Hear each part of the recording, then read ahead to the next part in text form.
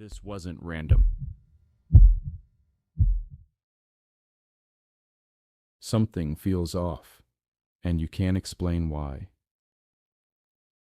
There is no clear event, no dramatic shift, nothing visibly wrong, and yet something inside you has already moved.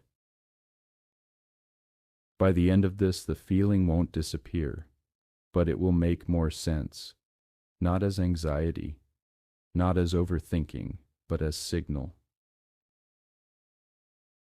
Most people dismiss diffuse emotions. If there is no obvious cause, they assume it is irrational. Mood, fatigue, imagination. But the nervous system does not produce unease without stimulus. It reacts to patterns long before language catches up. The mind prefers clear stories, a reason, a trigger, a name. But the body detects shifts in structure that are too subtle for immediate explanation. You walk into a room and something tightens slightly. A conversation feels normal on the surface, but underneath it, there is tension. A relationship continues, but a quiet distance begins forming. Nothing explicit, nothing you could defend in an argument, just a faint internal misalignment. That misalignment is not random. The nervous system is predictive. It constantly compares present cues with stored emotional templates, tone of voice, timing, micro-expressions, pauses, patterns of attention. Most of this processing happens outside awareness. When the present begins to resemble something unresolved from the past, the body reacts before thought intervenes. It reacts with subtle alertness, a tightening in the chest, a shallow breath, a restlessness that doesn't fit the surface reality. You call it feeling off. But what is happening is pattern recognition. Pattern recognition does not always mean danger. It means similarity. The present is echoing something stored. Stored experiences are not archived as stories alone. They are stored as sensations, as emotional climates, as relational geometry. If the geometry begins to repeat, the body notices. You might be sitting calmly. Nothing dramatic is happening. Yet there is a low hum of unease. The mind searches for a reason. It scans for visible problems. It fails to find one. That gap between sensation and explanation creates confusion. Confusion is uncomfortable, so the mind attempts to override the signal. It says you're overreacting. It says nothing is wrong. But the body continues to register discrepancy. Discrepancy between what is being said and what is being felt, between what is promised and what is implied, between surface stability and structural instability. Structural instability rarely announces itself loudly. It begins as subtle inconsistency. A tone that doesn't match the words, a rhythm that feels slightly familiar, a dynamic that resembles something you have already navigated before. You may not remember the specific event, but the emotional architecture is recognized. Emotional architecture is the pattern of closeness, distance, tension, release, unpredictability. It is the shape of an interaction over time. If that shape begins forming again, the body anticipates the trajectory. Anticipation is not conscious prophecy.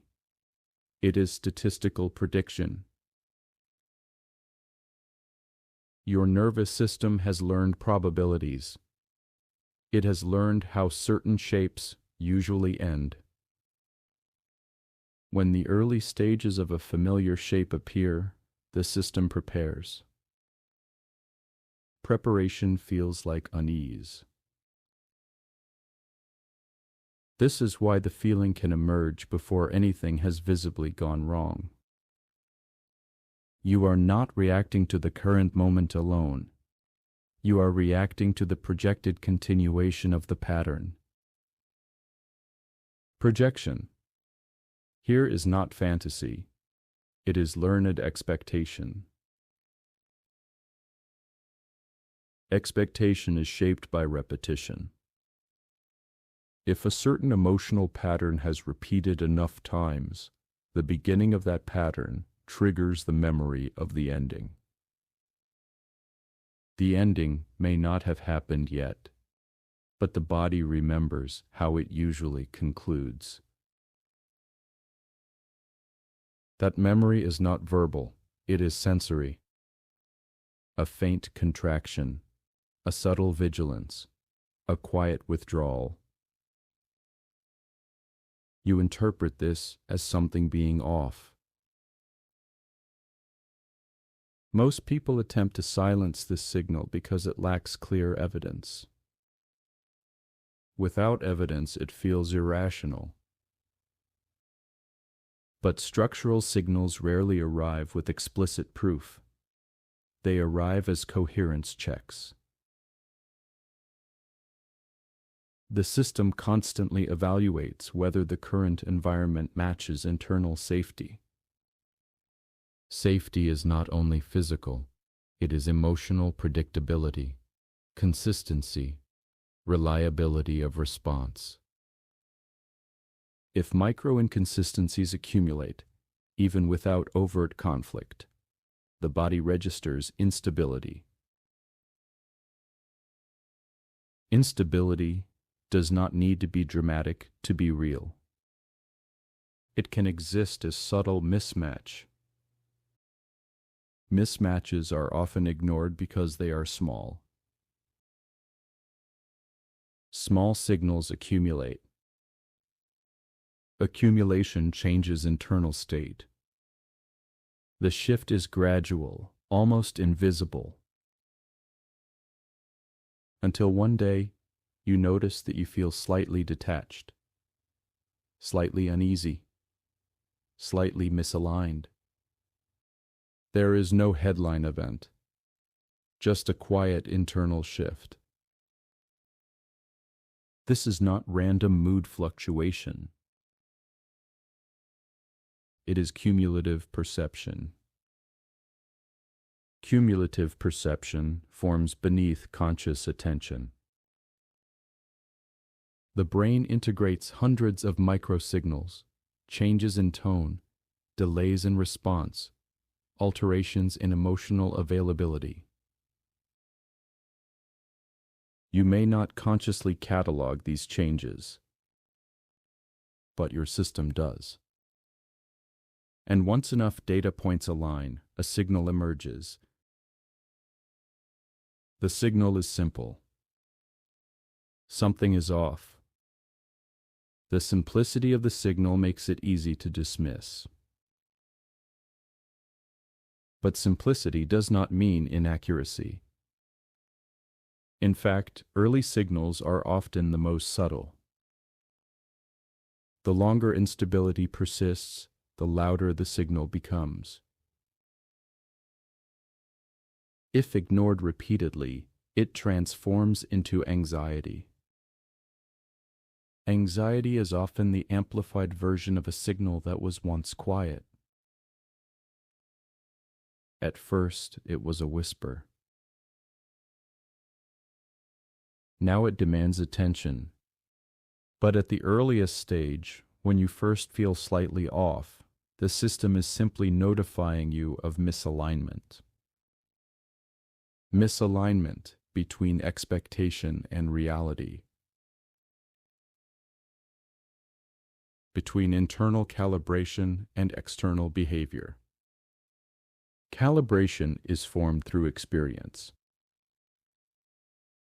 If earlier experiences required vigilance, your calibration may be highly sensitive. Sensitivity does not mean fragility. It means attunement. Attunement can detect shifts before they become visible. The discomfort arises because the conscious mind wants clarity. Clarity requires narrative. Narrative requires evidence. But structural signals precede narrative. They operate in pre-verbal space. This is why it feels confusing. Confusion is the gap between sensation and story. You feel something, but you cannot justify it. Without justification, doubt emerges. Doubt turns inward. You question your perception. Questioning perception weakens trust. Weak trust in perception leads to suppression of subtle signals. Suppression does not erase the signal. It delays it. Delayed signals return louder. Recognition happens gradually. You begin to notice that the feeling appears in specific contexts, around certain dynamics, certain tones, certain relational structures. The pattern becomes clearer. It is not that something is wrong everywhere. It is that something in a specific configuration triggers the familiar geometry. Geometry here means the pattern of interaction. Once you see that, the feeling becomes less mysterious. You feel off for a reason. The reason is structural. The structure may be subtle. It may not yet be fully formed. But the beginning of the pattern is present. The body recognizes beginnings. Beginnings often predict endings. This does not mean every uneasy sensation forecasts catastrophe. It means unease corresponds to internal memory of similar shapes. Memory here is not about recalling a scene. It is about recalling how it felt and how it ended. When the early emotional climate resembles an old climate, the system activates. Activation feels like unease. Not panic, not certainty. Just something slightly off. That slight shift is information.